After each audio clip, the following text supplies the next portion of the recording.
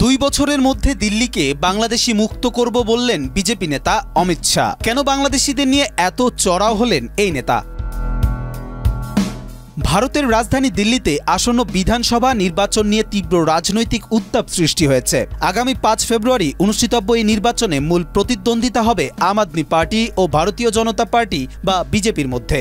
নির্বাচনী প্রচারে অংশ নিয়ে বিজেপি নেতা এবং ভারতের কেন্দ্রীয় স্বরাষ্ট্রমন্ত্রী অমিত শাহ দিল্লি শহরকে অবৈধ বাংলাদেশি ও রোহিঙ্গা অভিবাসীদের হাত থেকে মুক্ত করার প্রতিশ্রুতি দিয়েছেন। তিনি 26 জানুয়ারি দিল্লির নরেলা বিধানসভা এলাকায় এক জনসভায় এই বক্তব্য দেন। 250-টিরও বেশি ডিজাইন অপশন নিয়ে ওয়ালটন স্মার্ট ফ্রিজ, বোঝে আপনার প্রয়োজন।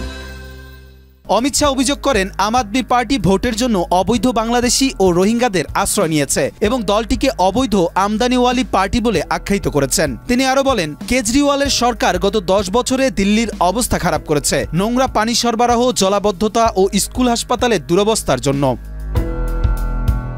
অমিত শাহ আরও দাবি করেন, আম আদমি পার্টির সাবেক শিক্ষামন্ত্রী মনীষ সিসোদিয়া মদের দোকান চালু করে তরুণ প্রজন্মকে ধ্বংস করেছেন এবং বিপুল অর্থ কেলেঙ্কারিতে জড়িত ছিলেন। বিজেপির এই নেতার মতে যদি সরকার গঠন হয় তবে দিল্লি শহরকে অবৈধ অভিবাসী মুক্ত করার পাশাপাশি রাজধানীর উন্নয়নে প্রয়োজনীয় পদক্ষেপ নেওয়া হবে। তিনি বলেন, আপনারা বিজেপিকে জেতান, আমরা 2 বছরের মধ্যে দিল্লিকে অবৈধ অভিবাসী মুক্ত করব এবং রাজধানীর উন্নয়ন নিশ্চিত করব।